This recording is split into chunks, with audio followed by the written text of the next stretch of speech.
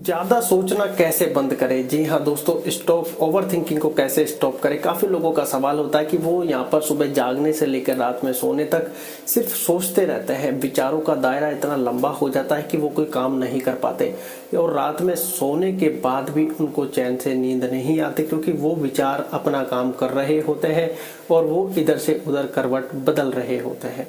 Situation ऐसी हो जाती है कि वो यहाँ पर काफ़ी ज़्यादा इरिटेट हो जाते हैं, काफ़ी ज़्यादा चिड़चिड़े हो जाते हैं। काम करना तो चाहते हैं लेकिन काम करने का मन नहीं करता, और जब काम करने का जैसे तैसे वो प्रयास करते हैं तो वो विचार उनको काम करने नहीं देते, या फिर उस काम में मन नहीं लगाने देते, या फिर फोकस नहीं करने देते और कंसिस्टेंसी के साथ नहीं कर पाते, काम को टालने का प्रयास करते हैं, या फिर कहें कि मन ऑटोमेटिक अपने आप बहाने बनाने लग जाता है। तो ऐसी सिचुएशन में बहुत से व्यक्ति काफ़ी ज़्यादा इरिटेट परेशान हो जाते हैं कि ये कह रहे हैं कि आप बिना काम के बात बनेगी नहीं, और यहाँ पर दिमाग सोच सोच के इतना परेशान कर रहा है, सरदर्द कर रहा है, और इतनी ज़्यादा ओवर थिंकिंग यहाँ पर हो रही है कि कुछ काम करने का फिर मन ही नहीं करता, और काम करेंगे नहीं तो चीज़ें चलेंगी कैसे। जी हाँ, काम करना चाहते हैं लेकिन करने नहीं दिया जा रहा, क्योंकि दिमाग इतना ज़्यादा सोच रहा है, किसी चीज़ को इतना ज़्यादा पकड़ के बैठा है कि उससे आप पीछा नहीं छुड़ा पा रहे हैं। क्योंकि जब तक पीछा छुड़ाओगे नहीं, काम होगा नहीं, और काम करोगे नहीं तो आगे बढ़ोगे नहीं। सारी चीज़ें यहीं पर डिपेंड है। लेकिन अब व्यक्ति सोचता है कि ऐसी सिचुएशन में मैं क्या करूं। कुछ व्यक्ति गाने सुनते हैं, कुछ व्यक्ति यहाँ पर अलग तरीके की बातें करते हैं, कुछ और टॉपिक छेड़ लेते हैं, किसी यार दोस्त के साथ यहाँ पर बातें करने लग जाते हैं। लेकिन क्या ये सही रास्ता है? जी नहीं दोस्तों, बिल्कुल सही रास्ता नहीं है, क्योंकि ऐसे में आप काम तो कर ही नहीं पा रहे। इन सब में तो आप टाइम वेस्टेज कर रहे हो।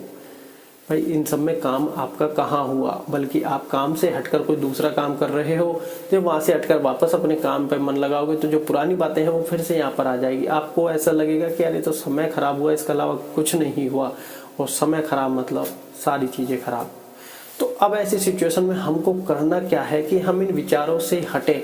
देखिए दोस्तों, फर्स्ट ऑफ ऑल यहाँ पर सारे विचार चल कहाँ पर रहे हैं? आपके माइंड में। उन विचारों ने घर कहाँ पे बना रखे हैं? आपके माइंड में। और आपके शरीर की सबसे मजबूत यहाँ पर चीजें क्या है? वो है आपका माइंड। जब से व्यक्ति को सारी चीजों का इंडिकेशन मिलता है, वहीं पे ही उन विचारों ने यहाँ पर जगह बना ली है। अब ऐसी सिचुएशन में क्या करें?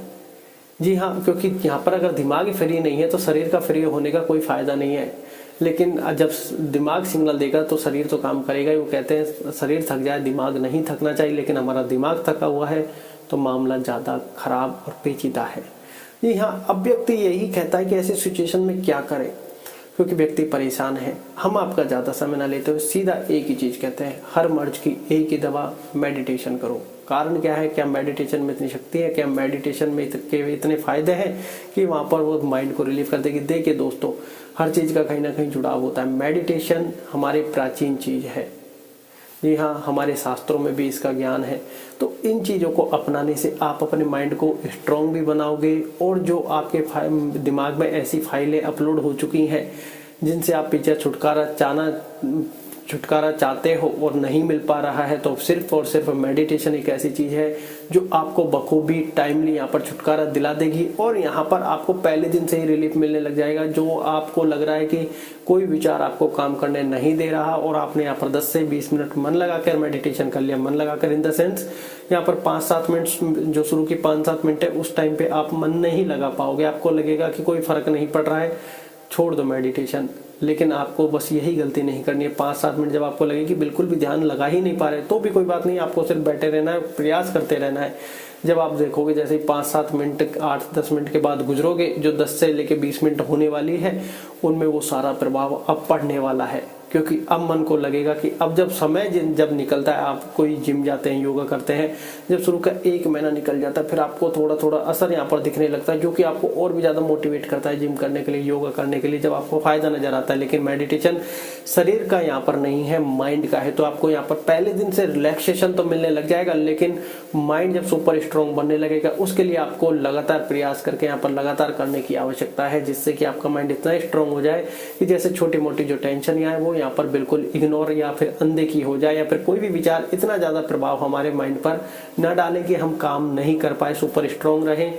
और कोई जब छोटी मोटी बात होती है तो टेंशन बहुत ज़्यादा अगर क्रिएट होने लग जाए तो फिर यहाँ पर आपको मेडिटेशन की बहुत ज़्यादा आवश्यक पड़ने लग जाती है। ऐसे में आपको हर एक कंडीशन में मेडिटेशन की तो आवश्यकता पड़नी है। व्यक्ति अगर बीमार पड़ जाए, टैबलेट ना हो, तो वो यहाँ पर ये समझिए कि अब उसका माइंड ये सिग्नल दे रहा है कि तबीयत खराब होनी है, क्योंकि आपके पास यहाँ पर दवाइयाँ नहीं है। तो अब ये आपका वीक पॉइंट है। लेकिन अगर आपको दवाई रख दे फिर तबीयत खराब होने के चांसेस कम हो जाते हैं। कारण क्या है? सारा इंडिकेशन माइंड का है।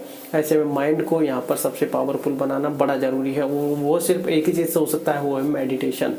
व्यक्ति प्रयास तो अलग अलग कर सकता है, कोई जिम करके, कोई योगा करके, लेकिन जो माइंड मेडिटेशन से स्ट्रांग हो सकता है वो शायद किसी और चीज से नहीं हो सकता। आप यहाँ पर बॉडी को अच्छा बना सकते हैं, फ्लेक्सिबल बना सकते हैं, अपनी 40 की उम्र को 30 का कर सकते हैं, लेकिन क्या माइंड को कर सकते हैं? माइंड के लिए मेडिटेशन करना अति आवश्यक है। और जो सबसे ज़्यादा काम आएगा वो माइंड ही आएगा, क्योंकि माइंड नहीं तो कुछ भी नहीं, क्योंकि सारे इंडिकेशन शरीर को माइंड ही देता है। तो लाइफ को अगर जीना है, सुख शांति संतुष्टि चाहिए, तो माइंड को तो यहाँ पर स्ट्रॉन्ग करना पड़ेगा। ओवर थिंकिंग को स्टॉप करना है, यहाँ पर ज़्यादा सोचने की क्षमता को बंद करना है, तो फिर तो करना ही पड़ेगा दोस्तों, और कोई विकल्प नहीं है। सवाल सिर्फ यही आता है कि करें कैसे। जी हाँ दोस्तों, मैंने काफ़ी सारे वीडियोस में आपको शॉर्टकट्स भी बताए हैं, और जो आपको एक वीडियो के लास्ट में वीडियो मेंशन करूंगा, तो आप उस वीडियो पर सिर्फ क्लिक करना, स्क्रीन पर जब शो होगी तो आपको वो वीडियो डायरेक्टली वहां पर ले जाएगी। वो बिल्कुल शॉर्टकट है नए लोगों के लिए, या फिर कहें कि पहले दिन से प्रभाव पड़ने वाला। वहां पर आपको वो मेडिटेशन करना कैसे, वो आपको मैं अभी बताता हूँ। देखिए दोस्तों, सबसे पहले आपको करना क्या है। सबसे पहले आपको एक सामान्य मुद्रा में बैठ जाना है। आप चेयर पे बैठे हैं, चेयर पर बैठ सकते हैं, सोफे पर बैठे हैं, सोफे पर बैठ सकते हैं, आलकती पालकती मार के बैठ सकते हैं, जैसे भी आपको परफेक्ट लगे। बस सिर्फ कहने का तात्पर्य इतना है कि आप ऐसी सिचुएशन में न बैठे जिसमें आप परेशान हो, क्योंकि अगर आप परेशान होंगे तो आपका सारे माइंड का फोकस वहीं पर हो जाएगा, फिर आप ध्यान नहीं लगा पाओगे। तो आराम से बैठे, कोई दिक्कत नहीं है। इसके बाद करना क्या है आपको, इसके बाद आपको शांति से बैठ के सबसे पहले अपने सांसों को रिलैक्स करना है, बिल्कुल शांत करना है। बैठ जाए आंखें बंद करके और सांसों को नॉर्मल करने का प्रयास करें। आपको लग रहा है फिर भी नहीं हो रही, तो फिर लंबी लंबी सांसें लें। ऐसे बोले 10, 9, 8, 7, 6, 5, 4, 3, 2, 1, 0 तक, और मन ही मन में बोले ऐसे 10।